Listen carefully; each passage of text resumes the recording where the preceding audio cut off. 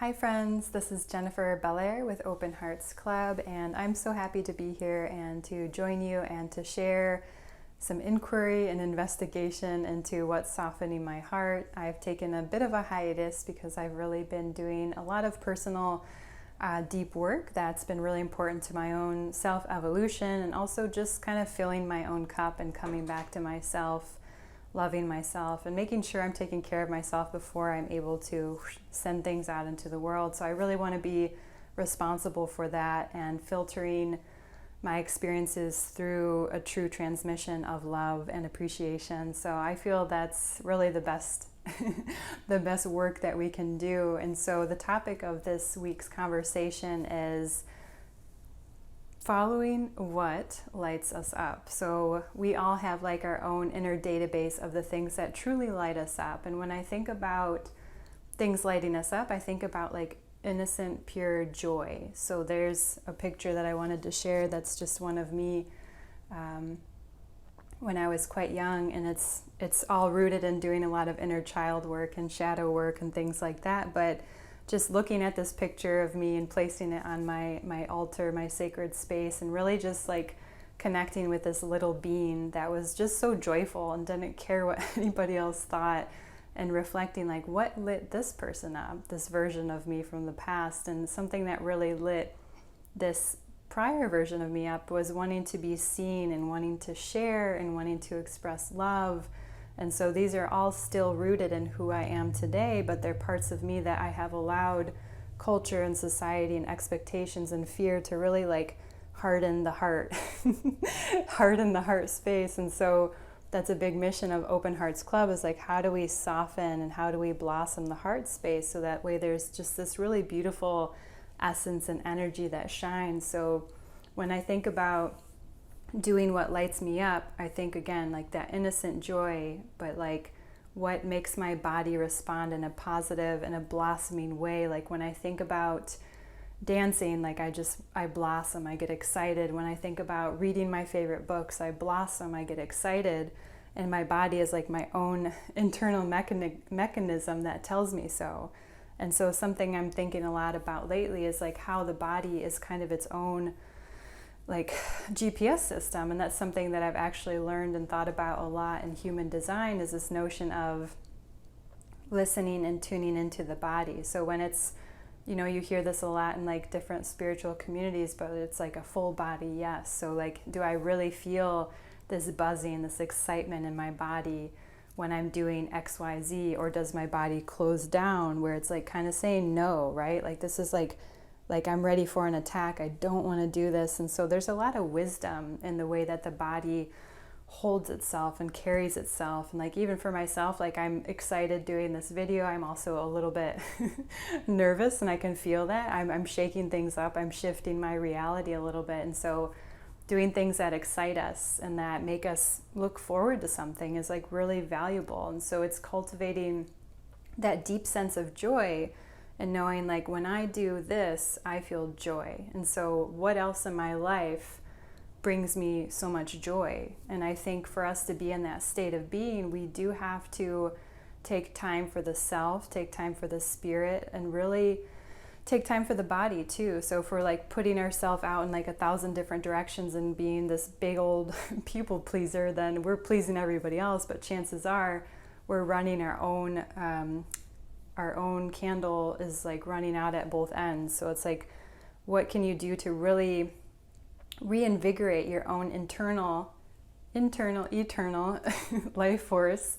And that's something I'm thinking a lot about too, is like we have to focus on this being and this essence first, because if this isn't vital and it doesn't have a lot of energy and strength to it, then it's just going to collapse under the weight of life, because life is not easy. So it's like, what do we have to do to take care of ourselves first and to really honor building this life force, doing the things that light us up, feeling in our body, saying no when we need to say no. And so that's like a big lesson in human design, is this idea of doing things in the right energetic code for ourselves. So like if someone's a generator, for example, they're going to usually respond to their sacral center, and it'll be like they'll just be lit up by the idea. And so regardless of if you believe or are inspired in any way by human design, it's more or less a tool. But it's just like this notion of like really tuning into the body and like, how does it feel when I talk to this person? You know, what does my body feel like? Am I excited? Am I feeling angry? Am I frustrated? Do I complain after? You know, like what's going on? But before we exert ourselves into the world, we really need to, again, focus on that vital life force energy. And so it comes back to like doing the things that truly, truly light us up. And so I would encourage you to just make a list and to consider like what lights me up, like what are the things that literally fill my cup in a way that I feel lifted and inspired and excited by life. And it's going to be different for me than it is for you, but it's just a really important thing to think about, like who and what are you around, and do those make you feel lifted? Do they make you feel joyful?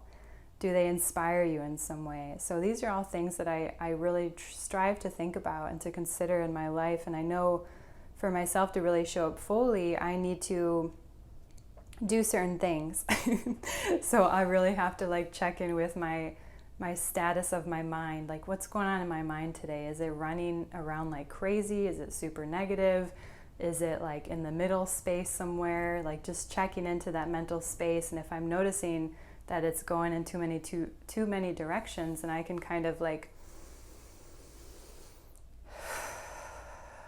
just really take some time and just cultivating a breath practice. Like, wow, my mind is running. Okay, that's interesting. Moving on. Or like, wow, I'm so in my mind, I need to be in my body. Maybe I need to work out. Maybe I need to go for a run or a jog or a walk, or meet at a park with a friend and go for a hike or something like that. So it's like there's so many tools, and many of them I believe are free and things that we can all have access to. So it's like, how do we really fill our cups, and how do we really listen to our bodies when it's trying to tell us something? So it's a good practice to get into the habit of just noticing, like when I eat this, even food, right? Like when I eat this certain food, how do I feel like an hour later? Do I feel exhausted? Do I feel tired? Do I feel like I ate too much? Like your body is always sending you messages, and it's an art. We're always so like sensory excited by the world, and the world is quite beautiful, so it's easy to, but given technology and all sorts of things, and it's easy to like not have an inward space. So it's like cultivating this inward space of joy, this inward essence of joy, noticing what does joy feel like. Okay, wow, I know what joy feels like. It feels like lightness, it feels like air, it feels like fireworks, it feels like tingling, you know, all these things. What does fear feel like? That feels different. Like it feels really different.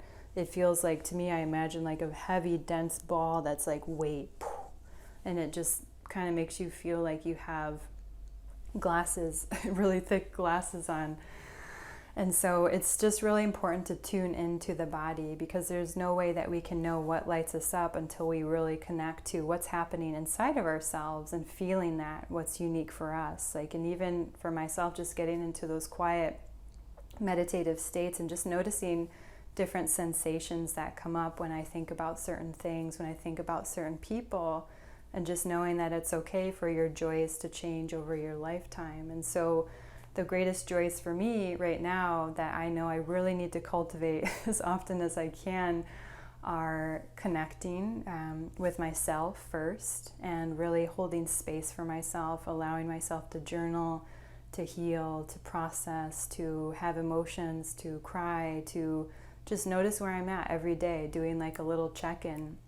And one of the most valuable tools I've learned along the path is like just using your physical experience as a space to check in with yourself. So I even heard a teacher, and I can't remember who it was, but like every time you walk through a doorway, you know, we can go through our lives very unconsciously and not really think about anything, but if we use a tool in our physical world to, like, I'm walking through a door, okay, every time I walk through a door, I'm going to check in with myself and be like, what was I just thinking about?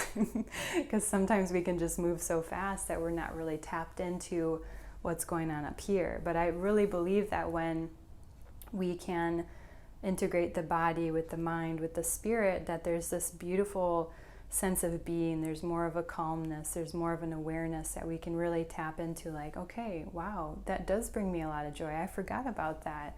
Reading, being curious, just opening tons of random books and looking at pictures, meeting with an old friend, sharing a delicious meal with someone you love, preparing food for someone, complimenting yourself. So it's like, it's an interesting thing because it's like an inward exchange and then it's outward too. But I think like it's kind of like the infinity almost, like we have to like work on one for the other one to kind of recirculate that energy. So it's like it always comes back to the self.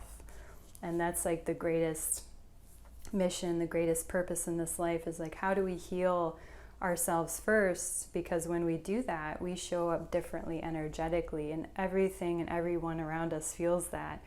And I think it's one of the greatest miracles of this world and of this existence, is really tapping into, how do I take care of myself today? What do I need today? What is my heart asking me to do? What is my body? Oh, I've noticed I've been eating too much at this time, or I've been eating too much of this kind of food that doesn't agree with my body. It's just a really beautiful and delicate dance, and it's up to each of us individually to literally collect data based on our body and how our body feels and say, you know, I feel really good when I do stretching before bed, or gosh, I feel so good when I send this random text because I'm thinking about someone I love, or when I move things around my house and it just opens up the energy. So it's like we kind of have to collect data every day, and that's why I really love the journaling process because it really helps you take what's inside here and get it out on paper, out of the head and into the material world, where you're like, that is really important to me. Like I need to do that. I love doing that. It makes me excited.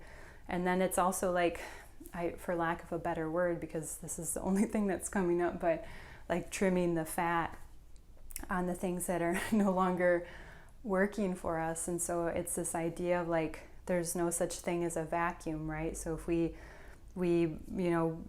use the vacuum and we suck something away, something else is going to fill that. So it's like up to us to really decide, like, what do I need to cut away? Like, what's not working for me? Am I extending myself in too many directions? Do I have too many things? Do I have too many responsibilities? Is this person draining my energy? So it's like this push and pull, this give and take, this like making space for the new, which is really, I think, really exciting. And some of us are better at it than others.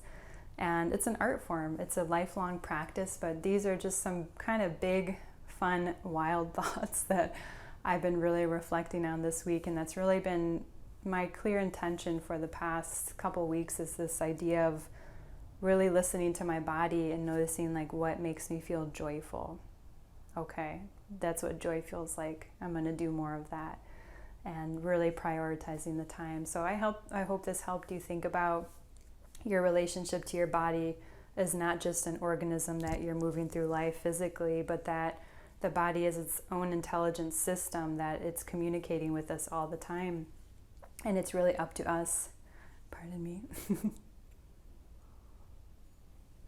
and it's really up to us to listen to that wisdom and to hone into it. And the only way that we can listen to it is if we slow down enough sometimes. And so that's where I think meditative practices come in handy, or prayer, or just closing the eyes and breathing and just like noticing like what's coming up for me today. And when we cultivate that time and space and that nourishing of ourselves, we're going to be rewarded tenfold, because we're really tuning in with ourselves, and we're not just living life in automatic mode, very unconscious and unaware, but we're just like, hey, I'm here. What do I need? What do I love? How do I want to express myself? And so much more. So I hope to keep making more videos about what's softening the heart for me, and to share more through the Open Hearts Club space. And I hope this lifted you. I hope this inspired you. I hope this got you thinking in some way that brings more joy into your life. So may you follow the things that lift you and shift you, and cultivate all the joy that is necessary for you to live your happiest and most beautiful life. Thank you so much. Wishing you a lovely day.